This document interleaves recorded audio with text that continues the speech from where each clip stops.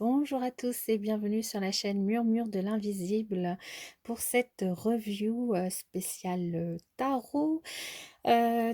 Suite au petit sondage, vous avez voulu que je vous présente le tarot, donc l'héritage du tarot divin, que voici, de Giro Marghetti. J'espère que je prononce bien. Donc vous avez ce superbe coffret qui est très grand. Alors, voici le devant de la boîte. C'est aux éditions Exergue, comme vous pouvez le voir. Voilà. De l'autre côté, on a la même chose. Le dessus de la boîte, pareil. Et le dos de la boîte. Donc, ce tarot nous invite à entrer dans un monde perdu au fond des âges. Notre monde se voile de noirceur après une collision cataclysmique qui a réduit la Terre au silence. Des millénaires ont passé et seule la race humaine a survécu grâce au pouvoir divin des rêves. Dans ce coffret, vous découvrirez un tarot inspiré du Rider-Waite-Smith, conçu par l'auteur et illustrateur Ciro Marchetti. Pardon, donc tout à l'heure j'ai dit Giro, mais c'est Ciro Marchetti. Bon, je parle pas italien, donc la prononciation, je suis pas sûre qu'on dise comme ça, mais bon, c'est pas grave, vous ne m'en voudrez pas, je m'en excuse par avance. Dont le travail numérique fantastique et saisissant de beauté et de créativité. Grâce aux 78 cartes et au livre d'accompagnement, vous comprendrez la signification de chaque carte ainsi que les différentes méthodes de tirage. Au fil de la pratique, vous serez amené à puiser dans l'héritage de notre civilisation perdue pour identifier vos désirs et vos besoins et mener votre vie sur la voie de la sagesse et de l'inspiration. Donc, comme dit dans ce petit résumé sur le coffret, les illustrations sont faites à partir d'un travail numérique. Donc, c'est pas des dessins ou autres. Alors, on va ouvrir ce coffret magique. Donc, voilà la boîte qui est juste immense. Donc, nous avons les cartes dedans. Je ne sais plus si elles arrivent ou pas dans un pochon. J'avoue que ça fait un moment que je l'ai ouvert. Et nous avons ce magnifique livre qui est dedans. Alors, voilà pour le livre de Ciro Marchetti. C'est un livre que nous avons en couleur, qui est quand même conséquent. Donc, le portail du tarot divin, donc aux éditions Exergue. Franchissez la porte pour entrer dans le monde fantastique d'un savoir oublié, un musée holographique vivant de la sagesse à redécouvrir. Contrairement à d'autres musées, ce dépositaire magique de la connaissance ne recèle pas seulement des informations sur le passé, il détient aussi des conseils cruciaux pour votre avenir. Et tout a commencé par un rêve. Dans ce livre, de nombreux experts du tarot, Ciro Marchetti, Ruth Ann et Vald Amberstone, James Rickleffe et Leisa Refalo offrent des interprétations fascinantes pour chacune des cartes de ce jeu puissant et transcendant. Donc là, on peut voir déjà quelques cartes. Donc le livre est en couleur et il fait presque 300 pages.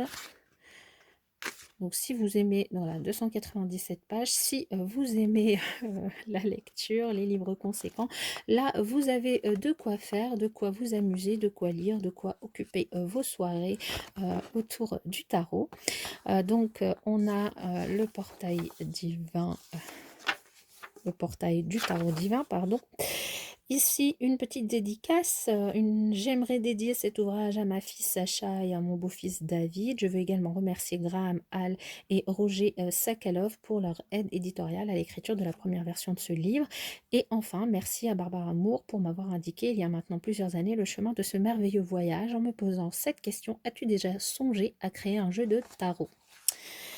Nous avons une table des matières avec donc au début du livre comment lire le tarot, plusieurs chapitres, le changement, l'édite de l'empereur, la préparation, les conséquences, l'invitation, la villa, une question d'histoire, une leçon d'histoire, les portes, le jardin, l'aventure commence et un examen et résultat. Ensuite, nous avons la présentation des cartes, les arcanes majeurs, les arcanes mineurs et les cartes de la cour. Comment interpréter le tarot par Leisa Refalo et les annexes. Voilà. Comment lire le tarot. Et donc après, on a énormément de texte. Donc là, vous pouvez y aller. Si vous aimez la lecture, c'est quand même intéressant parce que du coup, on a quand même le point de vue de l'auteur. Ça peut être très intéressant. Et le livre est très agréable. Hein, c'est vraiment comme un roman que vous pourriez lire. Les arcanes majeures, où on retrouve du coup à chaque fois la carte en couleur, le nom de la carte, une petite explication sur la carte et comment elle est présentée, pourquoi elle a été dessinée ainsi. Ensuite, la signification de la carte par les différents auteurs qui ont contribué du coup à l'écriture du livre. Et aussi, on retrouve l'esprit de la carte qui est ici l'éther avec les mots-clés de la carte, les mots-clés avec la carte renversée, la description de la carte et la signification.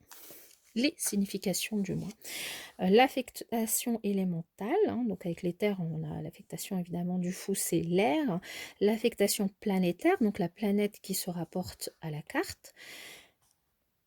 Les dons et les conseils. Donc on a quand même pas mal d'informations dans ce livre, en tout cas les visions des auteurs qui sont partagées dans ce livre par rapport aux cartes. Du coup, pour par exemple des non-initiés au tarot, ben, ça peut du coup beaucoup vous aider à utiliser le tarot en fait. Hein. Donc voilà, donc on a la même chose pour toutes les cartes. Et donc après les arcanes mineurs. Voilà. Et à la fin, du coup, des propositions de tirage. Vous avez même quelques exercices qui sont proposés pour interpréter le tarot. Et donc, voilà les propositions de tirage qui sont. Donc, il y en a plusieurs. Et vous avez aussi les attributions des cartes avec les différents éléments, les numéros de la carte, donc la numérologie, ce que ça signifie, les planètes, les signes du zodiaque. Donc c'est quand même un bon condensé hein, d'informations sur le tarot, mais qui du coup pour des débutants peut être très intéressant parce que vous retrouvez quand même pas mal d'informations. Voilà pour le livre. Nous allons passer du coup aux cartes. Alors, les cartes, vous avez le dos de la carte, c'est comme ça. Vous avez des cartes de qualité moyenne, je dirais. Elles ne sont pas épaisses en fait, donc du coup, bon, elles glissent bien. Oui, elles glissent très bien, donc les cartes se mélangent bien, elles accrochent pas. Donc au niveau d'utilisation, c'est bien, mais par contre, elles ne sont pas épaisses. Hein, donc elles sont grandes, mais pas épaisses. Donc elles peuvent s'abîmer. Elles sont avec un encadré noir là, les tranches dorées. Bon, moi j'adore les tranches dorées, malgré que au fil du temps forcément ça s'abîme. Et ensuite du coup au niveau des illustrations, on a toujours un contour, ce contour noir, avec ici du coup vous retrouvez finalement soit le numéro de la carte, soit l'élément de la carte. Hein. Ici par exemple on a, je ne sais pas si vous voyez bien, on a une épée, puisqu'on parle du chevalier d'épée. Alors évidemment les cartes ne sont pas dans l'ordre. Je fais pause, je vous les mets dans l'ordre, ça sera peut-être plus simple pour vous, hein, j'arrive. Et voilà, la magie de la vidéo. Me revoilà avec toutes les cartes dans l'ordre. Donc nous allons démarrer et de façon assez rapide. Enfin, je vais vous laisser quand même le temps de voir les cartes. Avec le fou,